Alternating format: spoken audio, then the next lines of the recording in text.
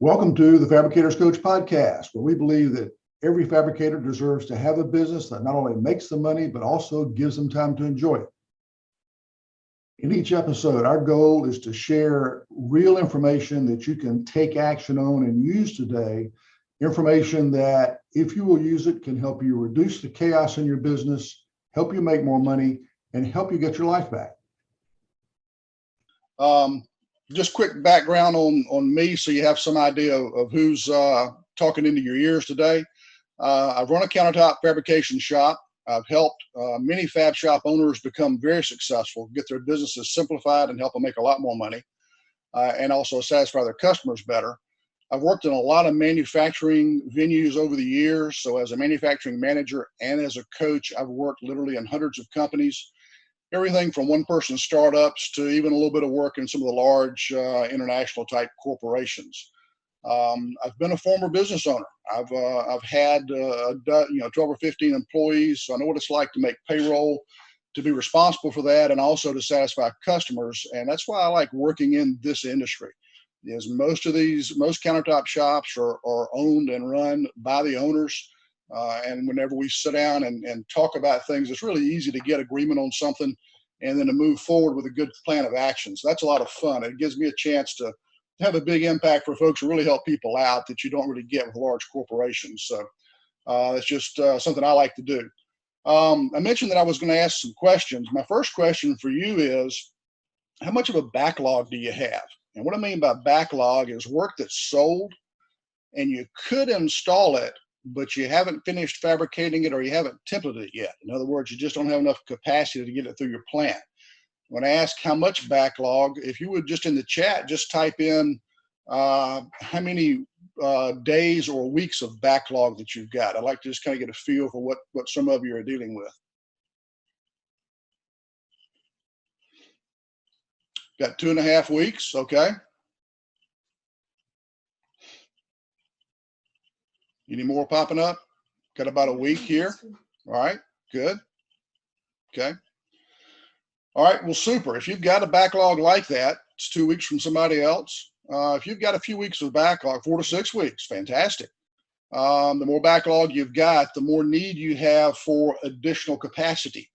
And of course, that's what we're here for, is to talk about how to free up capacity that you're already paying for so you can shrink that backlog. One thing to keep in mind is, as you start to implement some of the things we're talking about, those of you who may have only 1 or 2 weeks of backlog, you start freeing up capacity in your plant, you're going to start to see that backlog disappear. So as you start to see success from the things we're going to talk about today, you need to be looking at the sales side and start making plans now to increase the level of sales that you got. Start pulling all the levers that you've got that you can go generate some additional sales and sales opportunities, because as you start shrinking your backlog, you don't want to run out. So that's one thing to keep in mind as you move forward. The whole point of what we're talking about here today is not about cost or efficiency. We're talking about capacity. If you think about it, you're paying for all the tools, the people, and the machines in your plant, and those things define the capacity of your business. And the question isn't so much how much capacity do you have? Do you have 1 CNC? Do you have 2 CNCs? The big question we're going to talk about is how well you're utilizing that capacity. What are you getting out of that? So let me ask you another question. Think about the capacity in your shop today. What percentage of that capacity do you think you're using today in your shop? If you guys would just post your answers real quick, just give me a number and a percent.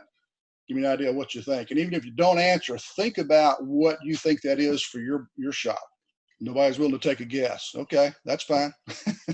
Understand. You know, when I ask these questions, sometimes I'm setting you up. All right, we've got one, 60%. Good. Okay. Well, what I'm going to do is we walk through the next, 80%, 60 on another one. Okay, super. Good job. Appreciate that participation. Appreciate the input there. As we walk through things today, I'll be curious to see if you still think that when we're done. So we'll walk through that and see. As you look at your business, you're in the countertop business, but you are in essence a manufacturer as well. And the essence of the core of manufacturing is raw materials come in, a miracle occurs, and finished goods ship out. And in your case, those finished goods ship out to as tops to be installed. You think about that miracle that occurs, that's what your customer's paying you for, is for that miracle. And that miracle essentially is made up of what we call value-added activities. It's those value-added activities that are your capacity to make money and to satisfy customers. So you're essentially in the business of adding value. And by that, what we mean is that value-added activity is a physical transformation of materials into a customer's product. And obviously it's something that's done correctly. If you cut something wrong, you make a mistake, you break a top, whatever, those would not be value added. Okay, but that's the pure definition of a value added activity. And some good examples are sawing, water jet cutting, CNC routing, polishing, installation. Those are the miracles that occur in manufacturing plants. Those are the miracles that occur in countertop fab shops. Those are the value added activities that you've got. And the level at which you execute these determine your capacity of your business to make money. And that's what we're all about, is satisfying customers and having a profitable business. Because if we don't have a profitable business, then we don't have jobs. So that's important for all of us. So the flip side of that is everything else is non-value added. And non-value added activities consume capacity that the business is paying for. Here are some examples: ordering material, inspection, repairs, accounting. Those are the types of things that a lot of them need to be done. You have to do accounting in a business, but it doesn't necessarily add value, because this is from the perspective of customer. Customer decides what's valuable and what isn't. And while you have to generate payroll to pay your folks, that's a large portion of why we show up every day for work, I think. It's still a non-value added activity from the customer's perspective. So the objective is, ideally, we would eliminate non-value added activities, but you can't get rid of all of them, like accounting and payroll and ordering material, things like that. So the challenge is reducing them as much as you can. And we're not going to deal with issues outside the shop today, because that's beyond the scope of this webinar. We're going to talk about what's in the shop right now. Let's get practical and look at a specific example that'll help us understand how to apply this a little bit better. Let's take a typical bridge saw.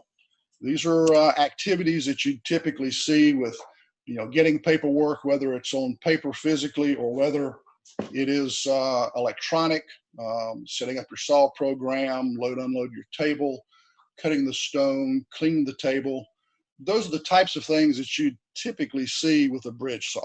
And you may see a few other things, but I think everybody would agree this is pretty normal. The question I've got for the group is, which of these activities are value-added activities?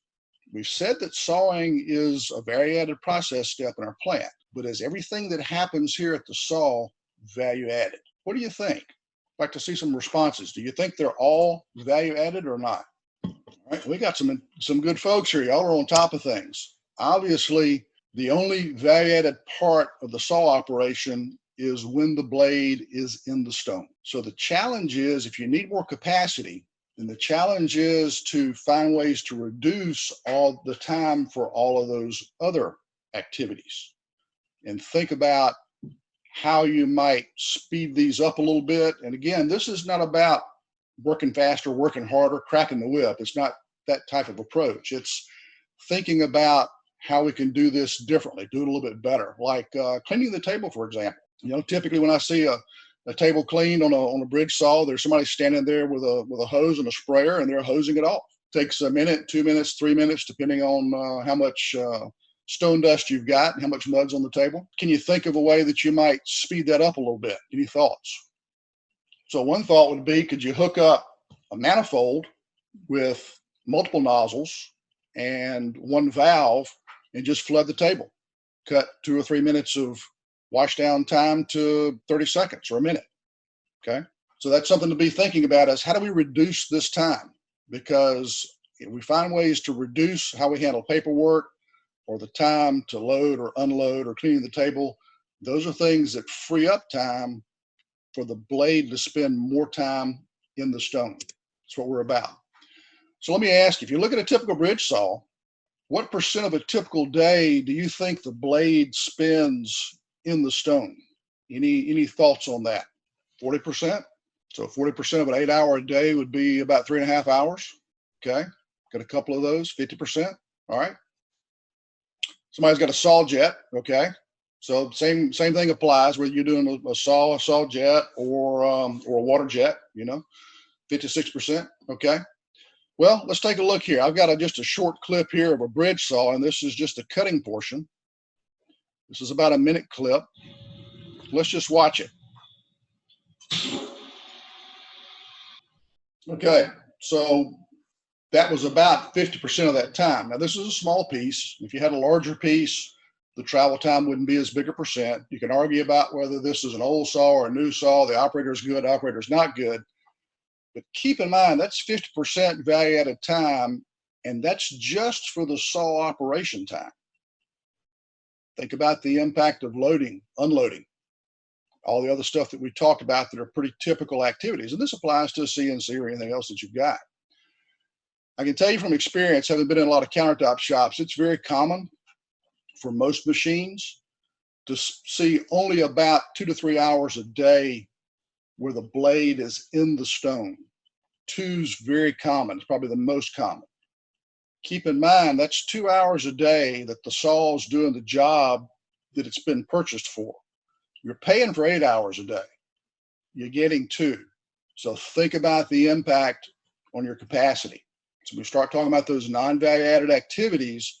This is where you start getting some really good opportunities here. So if you think about, all right, so how do we get 10% more capacity at the saw if we needed more saw capacity? Think about for an 8-hour day. If the blade is in the stone for 2 hours out of every day, how much improvement do you need to make to get 10% more? Well, 2 hours is 120 minutes. And so 10% more is just 12 minutes more a day of time for the blade to be in the stone. So it's not something that's insurmountable. It's not that tough to do. 120 minutes, 10% is 12 minutes. So if you just reduce your non-value added activities, some of the other things we looked at, by 12 minutes a day, then that will give you 10% more saw capacity. If you worked really hard and got it up to 60 minutes a day, that'll give you 50% more capacity, right? So that's not hard to get a whole pretty good hit here. So if you average 3 kitchens a day, that's 4 minutes a kitchen. If average kitchen gets cut out of 2 slabs, you got to handle 2 slabs to make that kitchen, that's 2 minutes a slab. So when you start looking at it that way, something simple like putting together that manifold and flooding the table to wash it off quicker, not that tough to free up a few minutes per slab or even per kitchen. Does that make sense? So hopefully that's giving you some good ideas of the type of impact you can have just by looking at a few simple things. Now realize too, this is a different way of looking at what you do than what you may be used to. And so in order to help you think through ways to attack these non-value added activities, I want to introduce you to a guy named Tim Woods. Now, Tim's a guy that hopefully you will come to despise. Hope you will hate this guy, because Tim's out there eating up your capacity. It's his fault. Blame him. Go blame somebody, pick him. Obviously, this is an acronym. The T is transportation, inventory, motion, waiting, overproduction, overprocessing, defects, and skills. And I'm gonna go through and define those for you real quick, but that's what Tim Woods stands for is that acronym. For those of you who've gone to the website and downloaded the tools, you've seen this document, which covers a lot of what we've already talked about. I'm going to take just a minute and walk through the different categories. And if you've got questions as we go through those, pop those up and we'll address them as we go. I'm not going to read all this to you. But transportation is basically moving things from one place to another. If you want to get an idea how much transportation you've got in your plant, go look at the number of carts you've got, the number of forklifts, the number of cranes, jib cranes, overhead cranes. Those are all doing non-value added work. Now, obviously, it's quicker to do it with those than without them, and I'm not suggesting you get rid of them. But every time you see that going on, move a part from one place to another, that's non-value added. How can you shorten that time? So that's transportation.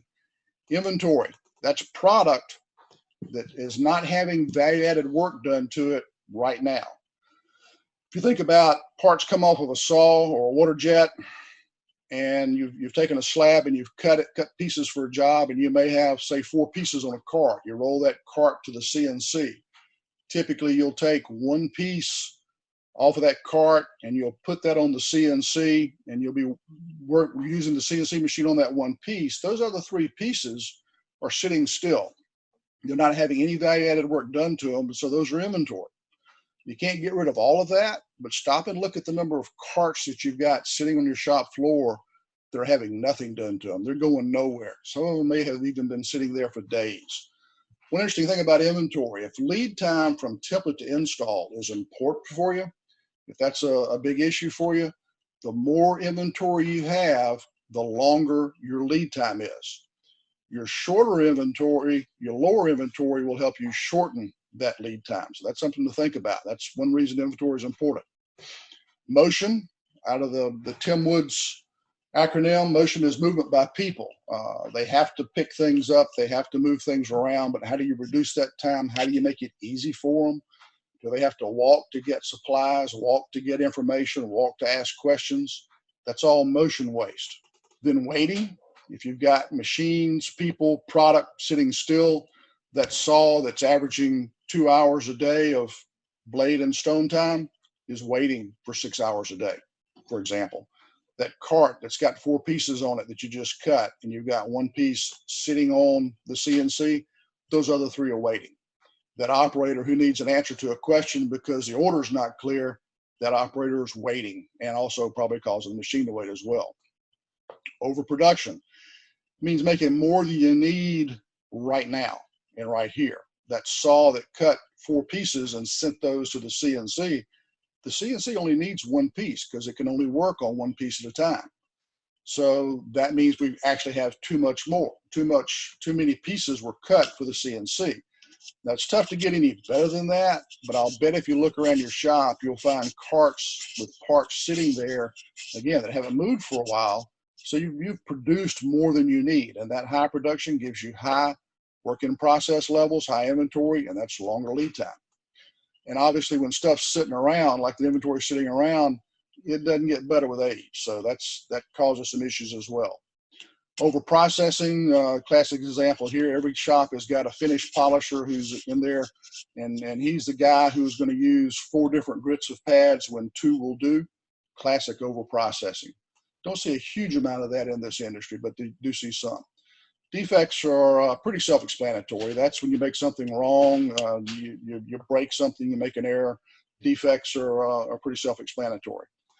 And the S is not really a waste. Skills are not a waste. That's a reminder to use the skills that your employees have got. When you think about going in and trying to find Tim and run him off, put him on a diet so he doesn't get fat off of your capacity, you're going to need a lot of ideas. And the folks who have already got a lot of those ideas are the folks doing these jobs day in and day out. These folks have already had to struggle with moving carts around, trying to get the hot job run through the plant, the one that's the highest priority, that's getting, got a customer screaming about it, or something was made wrong, they have to remake it. And they know what it's like to have to deal with this. They probably thought of ways to improve some of these operations. Now, obviously, how you approach folks is really important. Your culture has a lot to do with this, and I'm not going to hammer this too hard, but I am going to make a suggestion. If I'm the production manager, and I'm gonna pick on Linda because I see her name up there. If I walk up to Linda and say, Linda, you're spending too much time cleaning off this saw table. You need to get this done quicker. Is that more productive, or is it more productive walking up and saying, Linda, it looks like it's really tough and it takes a while to get this saw table cleaned off. You got any ideas how we can maybe shorten that time a little bit? And approach it like it's me and you against the problem. We start telling folks or giving them the idea that they're not doing a good job or they're not working hard enough, that's not going to be productive. The other challenge is when you do this, they're going to come up with ideas you think are harebrained. It's worth giving them a shot, because one of the challenges that I have when I go in and coach and work with companies is I already have a pretty good idea what good answers are and what good solutions are to the problems. But if I go in and try to implement my solution, then when I leave and run off into the sunset, that was Ed's solution. If I ask the right questions and coach folks through developing their own solutions, they may not get as far as quickly as I would do, just because I'm from the outside, got a fresh perspective and got a different skill set. But if they get some improvement and we celebrate that and move forward, then when I ride off into the sunset, they own that solution. And 9 times out of 10, they'll continue to make that solution better. And that's the improvements, that's the changes that'll stick. Those are the ones that you really want. So how you handle folks is important. Use the skills of your people to help make some of these changes.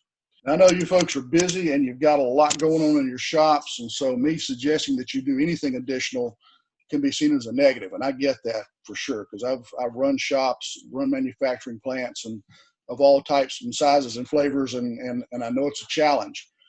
But what I've put together here is a quick spreadsheet. That's another one of those downloadables that's on that website. It's got the Tim Woods acronym with labels, descriptions, examples. But what it's got is a place for you to go in and track what issues you're seeing, write down your solution, and then look at the impact that you're having. I think that's important because your time really is valuable. And if you're not tracking the improvements that you're making, if you're not tracking the success that you're having, it gets really tough when you've spent 10 or 15 or 30 minutes today working on something, and then tomorrow you're a little further behind the 8 ball. It's tough to carve out that additional time unless you're giving yourself a little bit of feedback. A couple of different ways you can use this sheet. One is go look at a specific operation and look at all these categories. Another is to just pick one category, say transportation or maybe motion, and go find as many instances of that as you can as you walk through your shop. So a couple different ways you can use this. In the spreadsheet, second tab is I've got an example for the saw with a couple of specific examples in here, some typical types of issues and solutions and impacts. You can see what those look like. And I'm a big believer in tracking. Again, your time's valuable, and as you start making these improvements, if you track them, you get a couple of things. One is you get good feedback that, hey, I'm spending some time here, a little extra time, but it's worth it. It's paying off. That's always good feedback to have. The other thing is you know how many times you've walked out and worked on implementing changes, trying to improve processes, and you walk back out, you're back in the same area sometime later, and wait a minute, I thought we changed that. Well, here you've got a record of what you changed. And again, if you're working with your folks and if you're helping them take ownership of these changes, these improvements, then you'll see them stick better. But tracking things here helps you go back and audit that and gives you something to go back and check and make sure that things are actually happening. So that's it's a good thing to have, I think, and that's a download as well on the on the website. We've been through Tim Woods. The idea is that these categories help kind of stimulate you to think about how can we reduce non-value added activities. You know what value added looks like. This will help you look at how to get rid of some of the non-value added. So we've talked about how to free up 10% of the capacity that you've already got. We've used the saw as an example, and I asked you the question when we started, what percent capacity do you think you're using today? How many of you have a different perspective on that after having been through the last 20, 25 minutes? And what do you think your capacity utilization is now after having walked through this? All right, so Scott went from about, looks like 80 down to 50 or 60. Jules went from 50 down to 20. Yeah, I think a pretty typical countertop fabrication shop, most folks are going to be in the 20 to 30% range when you look at your pure value added time. You'll never get to 100%, but if you can just do a few things, especially when you approach your bottlenecks, and focus on the capacity. Again, it's not about working harder, working faster. Those help, but people who tend to work hard and fast are already doing that. Those who don't tend to, you can crack the whip, they'll speed up temporarily, but they're not going to stick with that. So it's all about working smarter. I think this is a really good example of working smarter and not necessarily harder. And I think you're all seeing from the responses I'm getting to my question, it looks like you're all seeing that there's a really good opportunity to improve the capacity in your shops, and that you've got probably a lot more upside than you expected. Keep in mind, my warning from the beginning is as you start to increase this capacity, and obviously as you apply this to your bottleneck, you're going to get a bigger impact than if you apply it to a non-bottleneck. But as you apply these techniques and you increase this capacity, you're going to take the backlog that you've got and you're going to consume it quicker. Now, the 10% increase, it's not going to happen real fast, but then you start doing this multiple times and you hit multiple bottlenecks, you can start to see a difference. And just make sure you're watching that backlog and don't let it evaporate on you, because that can be a challenge for you. Again, this is all about capacity. It's not about beating people up. Everything we want to do it safely. Leverage the capabilities of your people. Get them involved, because they really, in my experience, every manufacturing plant I've been in, the answers to most of the problems that business is having, generally 80–90% of those answers are right there on the shop floor. They're already in your plant. So ask your folks, get them involved. They're going to come up with some ideas you're going to think are crazy. Give them a shot. Try some of those ideas. You're going to get an idea you think sounds good, and it's going to involve, getting a welder in and buying steel. And the guy that you usually use, his shop is backed up for months, so you can't get anything done right now. Let's go back to the cleaning the table of the saw off example. Cleaning off that table. Use that example. Rather than going out and buying a bunch of piping and nozzles and valves and stuff like that, maybe one way you try this out is you get a couple of guys, 2 or 3 guys, to stand up there with hoses, and when it's time, and first off, you get just a quick wristwatch time on how long it takes one guy to clean the table off. Run another several cuts, and then get 2 or 3 guys standing up, run your hoses over there, and then on the count of 3, everybody turns them on and washes off, and see what kind of impact that has. If you see a significant difference, then think about how to implement that effectively. So do some quick and dirty things to try something out. You'll just test the idea, is the whole idea, is test it out. And that'll give you an idea of, okay, is this worth getting a little further into or not? I like to say the difference between a good idea and a great idea is execution. And if you do some decent testing ahead of time, then your execution will be better. That'll help a lot. Track your results. I've hit that several times. I still think that's very important. I think above all, as you get success, thank your people. Make it fun. Celebrate those successes.